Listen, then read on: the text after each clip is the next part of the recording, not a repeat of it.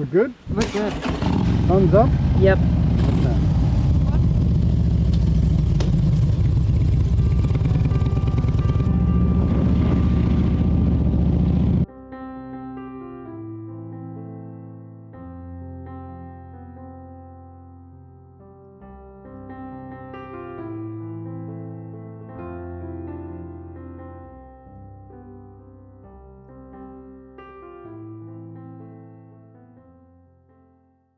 So this map's an overview of the world and we'll end up on Tassie. So here's a closer detailed map of the Tarkine Drive. And so it's a road that is leaving from Smithton, goes around here and down to across the bridge to the edge of the world, further down here, and it goes back up here. However, as you can see on this, we're doing a detour just around on this way because we find it a lot more interesting than going straight up through there. Smithton is basically the hub, and that's where you're likely to get petrol. I've only got a small tank on the Harley, 21 litres. Going right around is a stretch, and I like to never go below 50%. There's some gravel roads just south of this area here, and you can even go right down there and get a ferry and go all the way to Hobart. But my road bike, not very good for those roads. Road trail bikes, of course, no problems. Four-wheel drives, too easy. The Tarkine itself is bitumen all around. In this area here, there's some bitumen which is less quality, I guess you'd say, than other places. The scenery is so beautiful that you've got to make sure you don't get distracted. On the shoulders of the road, it's not very good gravel, and the big, heavy 350 kilo Harley like I got is not something you'd want to drop. The wildlife come out from about dusk, which is 8 o'clock at daylight saving and 6 o'clock the other time. As you can see here, this sign, slow down at dusk. These Tassie devils, gorgeous creatures they are, feed on the dead animals on the side of the road. And in that way, they often become dead themselves.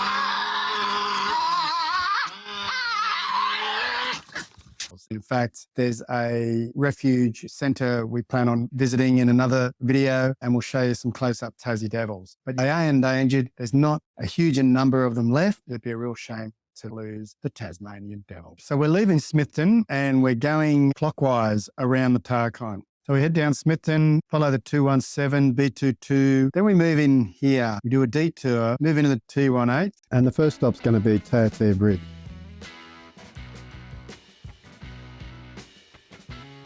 What we're seeing all around us is the Tasmanian Wilderness Heritage Area. This expansive rainforest spans a whopping 15,800 kilometers squared, making one of the largest temperate natural spots in the Southern Hemisphere.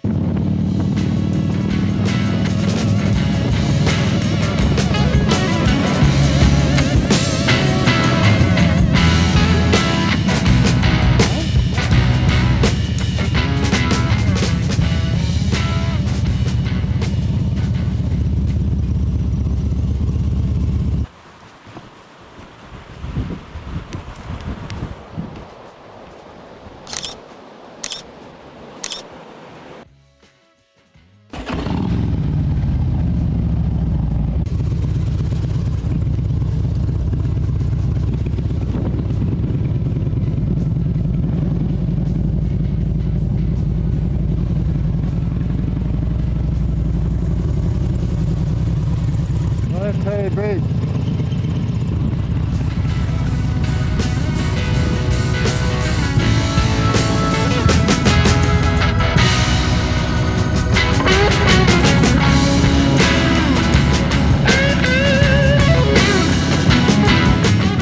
Don't forget to hit that like button. It really helps us make these videos for you. And please subscribe. So leaving Tayetea Bridge, a lovely pit stop. We keep going along the 218. We'll be hitting the sinkhole, which is a really fascinating place, a freshwater sinkhole, before the turn off back onto the Tarkine.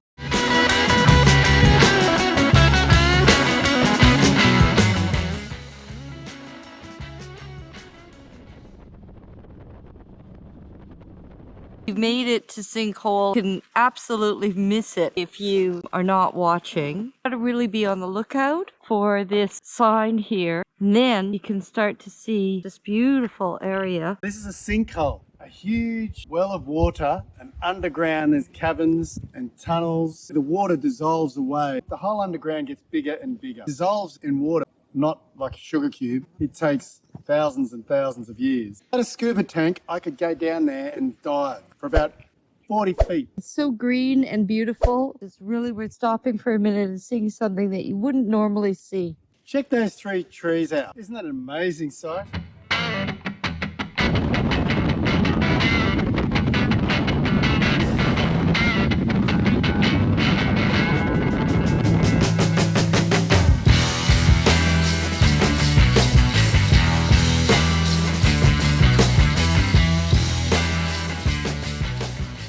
We're going to check out the reserve.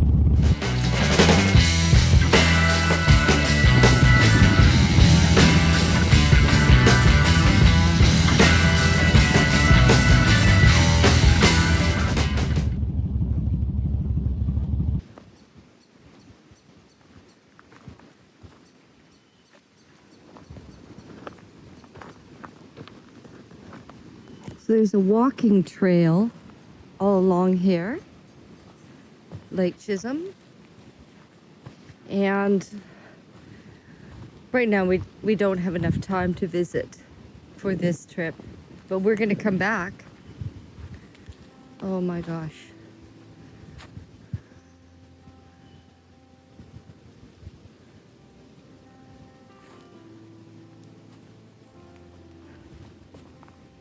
And the air here is really beautiful because it's just so natural.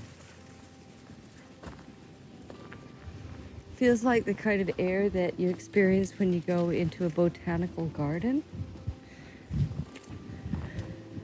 You know, this is a natural botanical garden. If you look around, you can see some really interesting plants.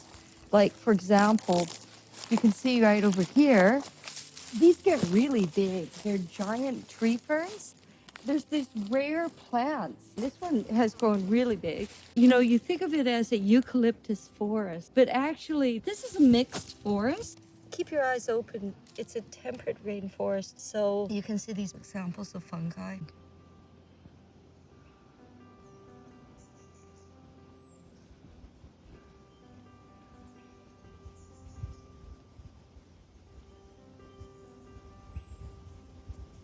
This is what's called a tall tree. I think it's a Ghent from Mr. Tolkien. Could be a redwood. I heard that there were redwoods in this area. Redwoods, really? Yeah. Let's do some walking.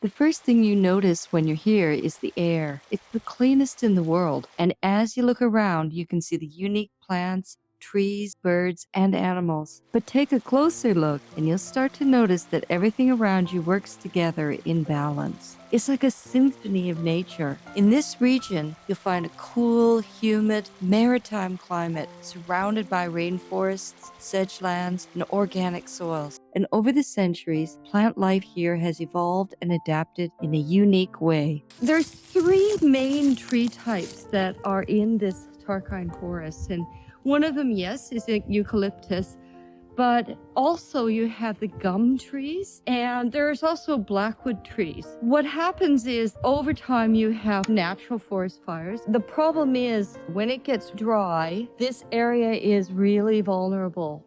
That's okay. The forest can revive itself. In fact, the ancient Aboriginal people did do some burning off. They knew and understood the forest. They did controlled fires. If forests get out of control, then you've got a problem. And in 2016, there were these huge bushfires that swept through the Tarkine Valley. If a forest fire happens, then the forest has to revive itself.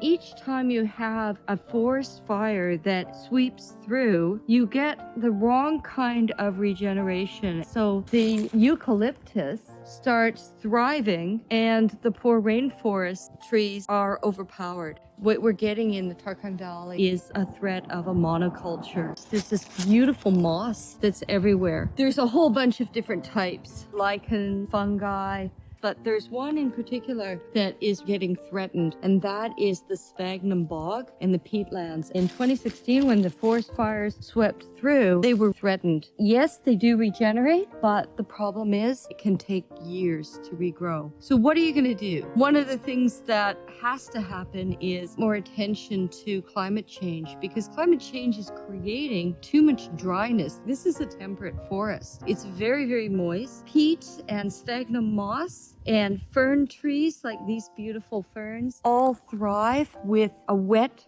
humid environment. When it dries out too much, it's constantly going through this stress in the forest. We've also got man-made problems, in particular, overlogging, clear felling, and the other one is man-made forest fires. Eucalyptus is farmed in this area, and if you want more eucalyptus and you're selling eucalyptus wood, you're going to create man-made fires. But the problem is we're not working with nature. If we keep doing this, we're going to destroy the Tarkine Valley. As we ride through the Tarkine, we understand its vulnerability. Every fern, tree, and creature tells stories of resilience. In the forest's silence, we realize our impact, urging us to safeguard this sanctuary, a place of solace and wonderment that calls on us to protect it. Perhaps to ensure the Tarkine's future, it's on us to act as stewards of its preservation. If you haven't seen it yet, we made another video on riding out to Arthur River, which is good for a laugh, so check it out. If you want to know more about the Tarkine, Edge of the World, or Arthur River, check out this playlist. 60 of Tasmania's rare and endangered 4,800 what? Here we are at the Sumat Lookout. The Tasmanian Wilderness Heritage Area has... Oh no.